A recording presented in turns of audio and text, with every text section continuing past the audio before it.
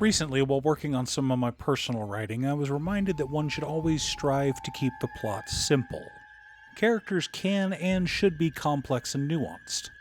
Settings should feel realistic, consistent, and alive. But plots should be simple and basic. This is why there are only 10 plots. And that got me thinking about Isekai.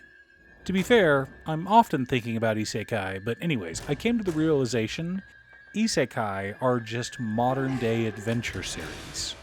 Wait a minute, Danny, go back a second. I need you to explain the 10 plots thing. Okay, there are competing theories on this, but Blake Snyder, author of Save the Cat, the last book on screenwriting you'll ever need, he's also written a couple of screenplays as well, explains that there are only 10 plots.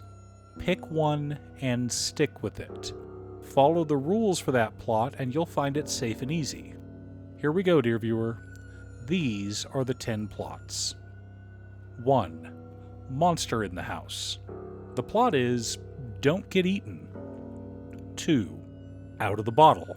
This deals with wishes, curses, supernatural realism. 3. Why-donuts are a walk on the dark side. People try to figure out why someone would do this thing rather than simply who did it. 4. Golden Fleece is a quest involving a MacGuffin. It often involves travel and usually includes a group of people. 5.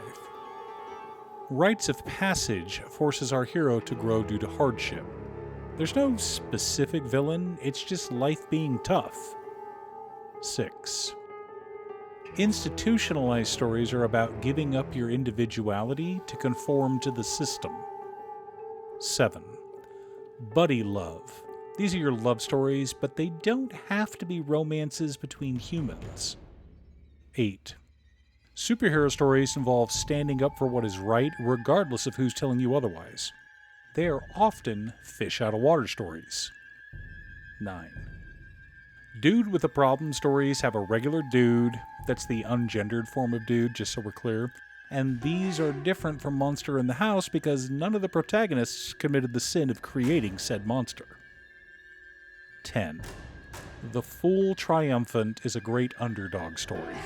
The main character is too dumb to realize they're in a bad situation, and they just try their best. Okay, so Isekai series are basically superhero stories in that the main character often gets some kind of cheat ability. Now, sometimes that cheat ability is knowledge, but remember, Batman is considered to be one of the strongest heroes in a world of gods and monsters because of his intellect. So, a character like Leon from Trapped in a Dating Sim doesn't start in the world with extra magic or levels or a goddess companion. He starts with intimate knowledge of the game. He knows where all the best equipment is because he'd already farmed for it. But going back to my original point, Isekai are modern adventure stories, which puts them in the superhero genre according to Snyder. What do I mean by adventure stories? When Bilbo Baggins says he's going on an adventure, he means a long trip to an unknown land and isn't sure when he'll return. But The Hobbit isn't the first adventure story by a long shot. The genre has existed for thousands of years. Once upon a time, travel tales were the rage. Take The Travels of Marco Polo, for example. Published during his own lifetime, the book would go on to be translated into over 150 different languages, and details of Marco Polo's travel throughout the Orient and the court of Kublai Khan. Now, while modern historians have debunked most of the book, and even when it was first published back around 1300 AD, most people thought Marco Polo was lying through his teeth, the story is what matters here. People loved reading stories about traveling to far-off lands. Maybe they returned with untold riches, maybe just the clothes on their back, but the journey changed them.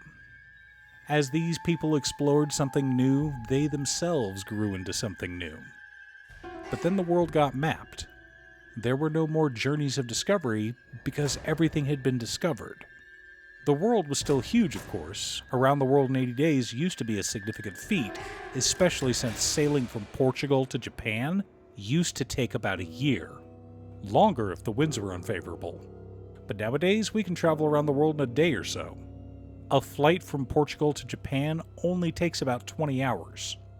A single day instead of a year. So, where did adventure stories go next? For a little bit, we traveled through time thanks to H.G. Wells. Or under the sea thanks to Jules Verne? Or maybe we went to a strange lands lost to time thanks to Edgar Rice Burroughs. But after all that, where else can we go? Space, the final frontier.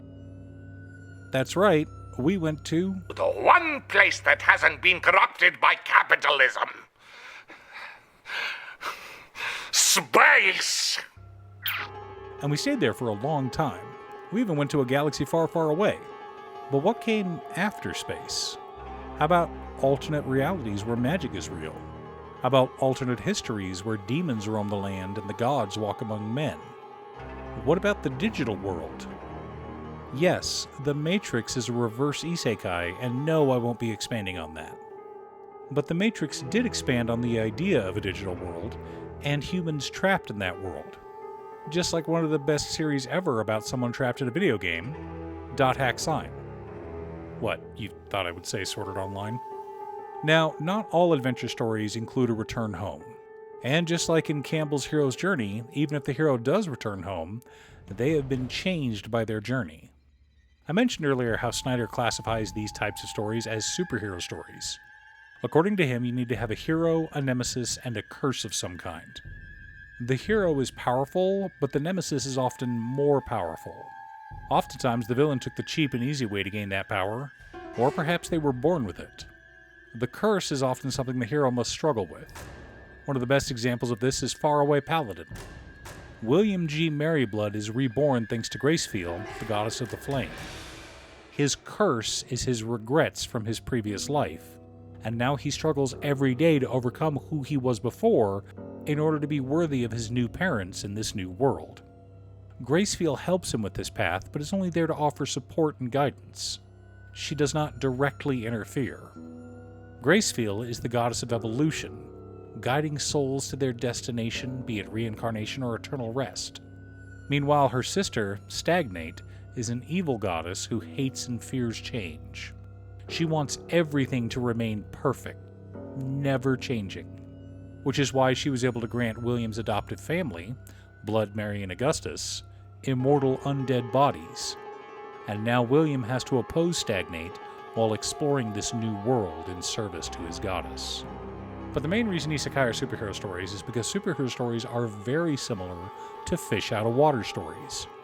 Think about it. Spider-Man gets bit by a spider, gains powers, needs to learn how to control those powers. Peter's whole life is now completely different, and he has to figure out what to do and what he wants to become. Eventually, Spider-Man has his leap of faith. Meanwhile, Iron Man gets captured and injured and is forced to use his vast intellect to build a means of fighting back. He then discovers a whole new world of illegal arms dealing and realizes that by ignoring the issues his own company has created, he is implicit in them. So he decides to resolve that problem. He doesn't want Stark Tech to be used by terrorists. I know that's only 2 examples and we're mostly focused on the Marvel Universe, but that's because Marvel has human stories while DC is a world of gods and monsters. Anyway, Isekai are always fish-out-of-water stories. Even if the main character is familiar with the new world due to their experiences with it as a video game before being thrust into it, there's a difference between using a mouse and keyboard and actually casting spells. And since this is now a real world, there are plenty of differences from the game they're used to. But there are plenty of isekai where the main character finds themselves in a world that they are clueless about. So they are truly a fish out of water, which is exactly what adventure stories are all about. And through exploring these strange new worlds, we will surely be filled with wonder. Thanks for tuning in. Once again, a huge shout out to Mentor to Cute Stuff. I couldn't make these videos without her.